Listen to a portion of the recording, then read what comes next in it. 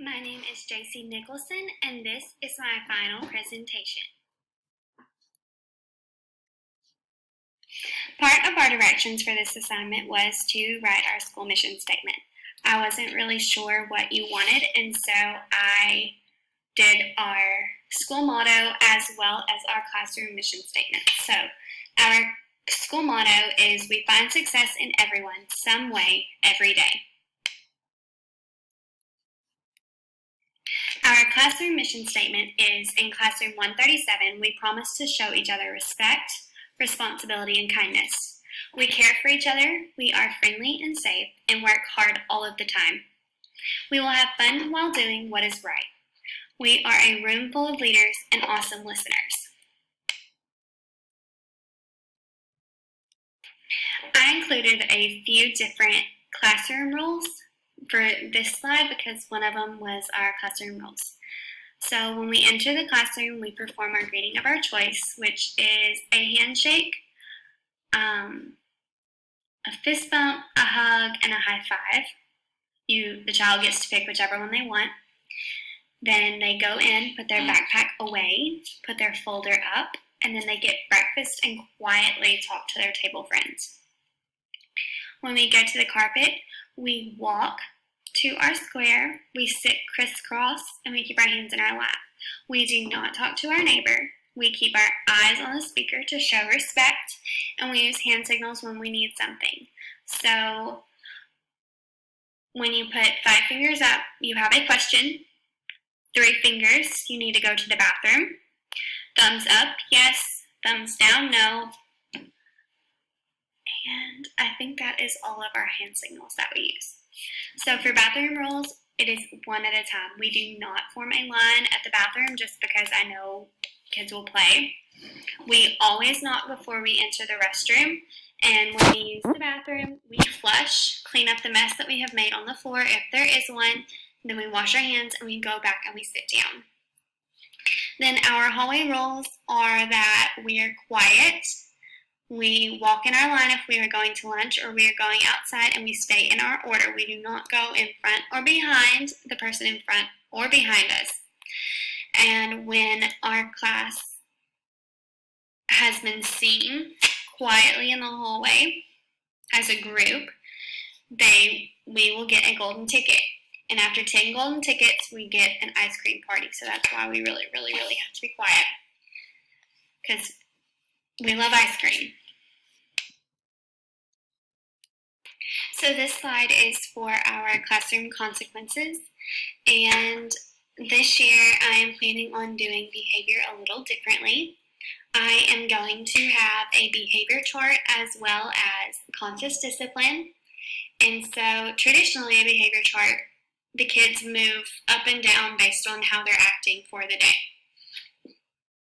And so what I am wanting to do is each morning I want my kids to go and put their clip on what they think they're going to be that day. So if they think they're going to be on good job, that's what I want them to be on. If they think they're going to have to think about it, then that's where they're going to go.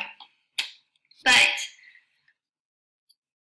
I feel like by doing this, it is kind of a guide, and it's also motivation for kids to do better.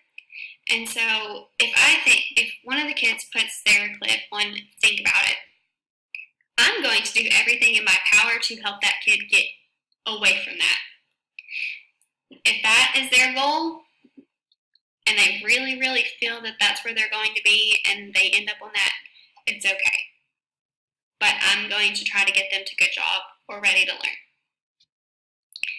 So in addition to this, I will also be using conscious discipline, and I am currently in the process of setting up my safe place. And I'm struggling with that a little bit because I don't know where is best to put it in my classroom. So I'm struggling with that. But I'm going to make it, and I'm going to use my breathing techniques, and I'm going to use the time machine that we learned about in one of Dr. Bailey's videos, because I really, really like that. I've already made it and everything because it's just great. It teaches kids how to talk through their problems, and I wish they used that in school for me, because I would be better at talking to people.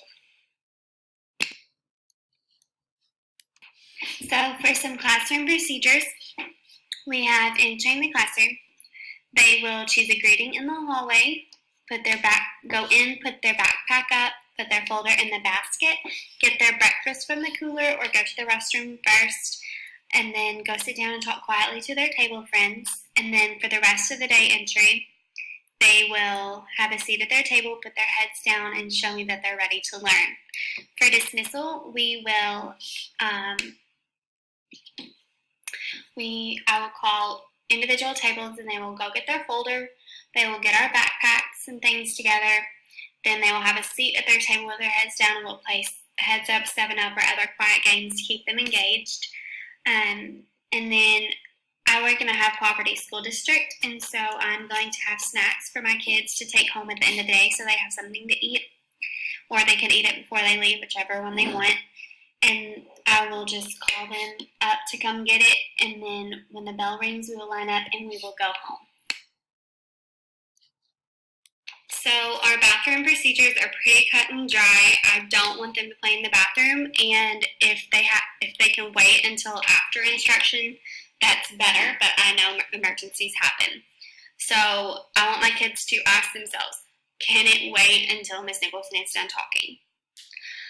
Yes, please wait for a better time because I want you to learn. If you cannot, please use the bathroom hand signal, which is the number 3.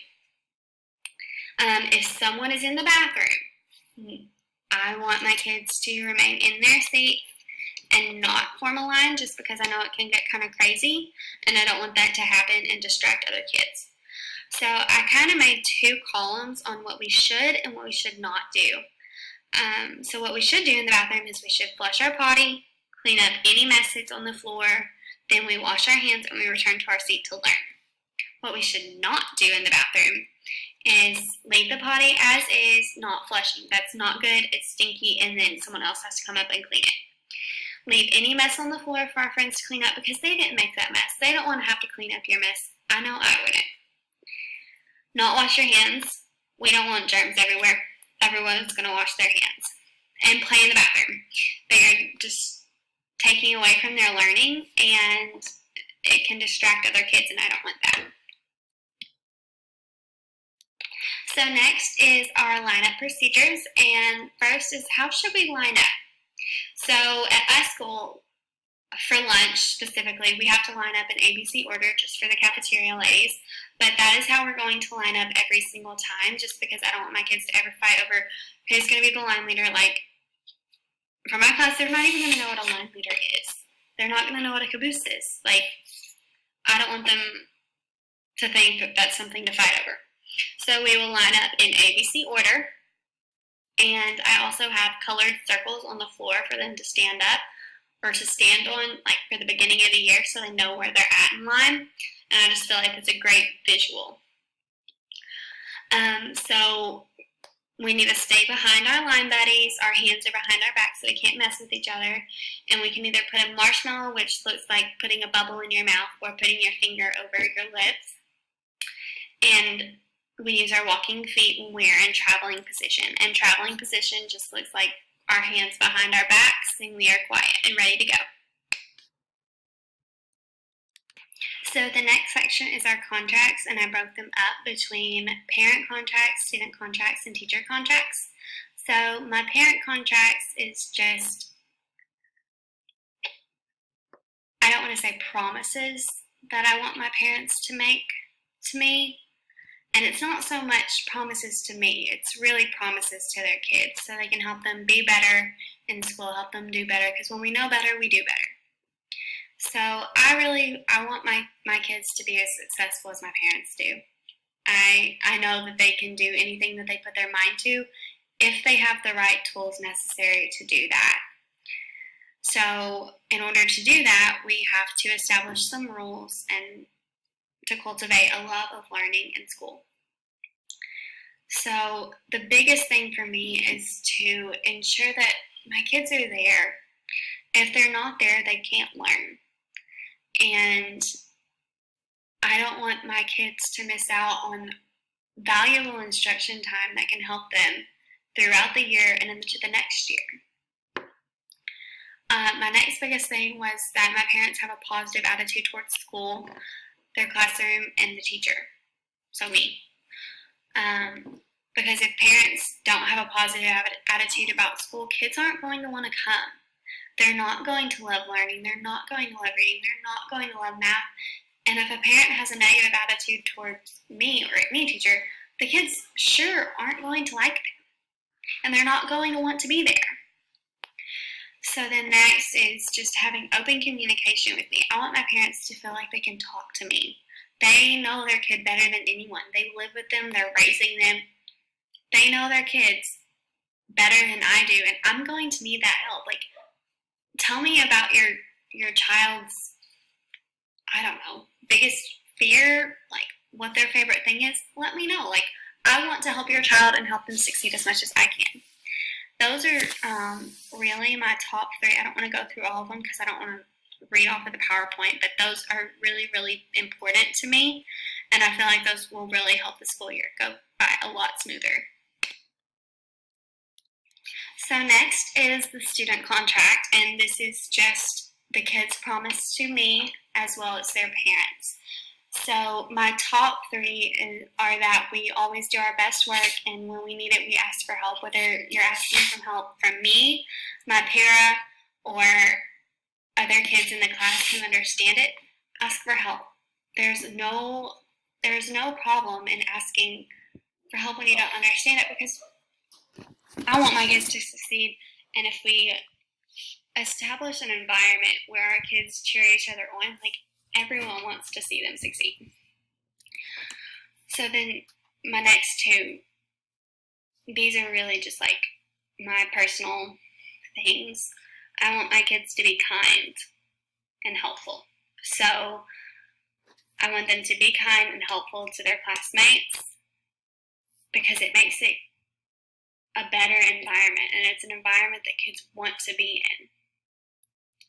So then my 3rd one is that we show respect to them. We show respect to myself, my school, and other people. So we're not hitting on them, punching them, all that. We're kind, we're respectful, we let them have their own space. We're not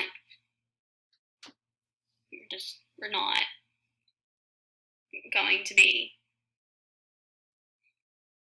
kids who aren't nice. Because if kids start being not nice, other kids aren't going to want to come to school. They're not going to want to be that kid's friend, and it's just not a good environment. Next is the teacher contract, and this is my promise to not only my kids, but also my parents, because they hold me accountable. I made these promises at the beginning of the year. I'm going to fulfill them. So my top 3 is that I show respect for each child and their family. I don't know what they're going through, but I'm going to be kind. I want the kids to succeed, but I also understand that missed days happen. But I'm going to reach out, and I want to talk to you. Like, let me know that the kids are okay. I promise to make efficient use of learning time, so I plan to be really creative with my lesson plans just because I love to be creative. Like, this class has really let me explore that and have the freedom to create different things that I've never really been able to do in other classes because there's just such structured guidelines and everything wants papers, but you really let me be free with what I do. So I want to do that in my classroom. I want my kids to enjoy learning and to enjoy the lessons that I create. And then my 3rd one is I promise to provide a safe and conducive learning environment for my kids. So that is so big for me, and that is, it's going to happen. Like, our classroom's going to be safe. It's a safe spot. If my kids need to talk to me. I'm here. So these are some of our classroom signals. I did not put all of them. I didn't put the bathroom on here.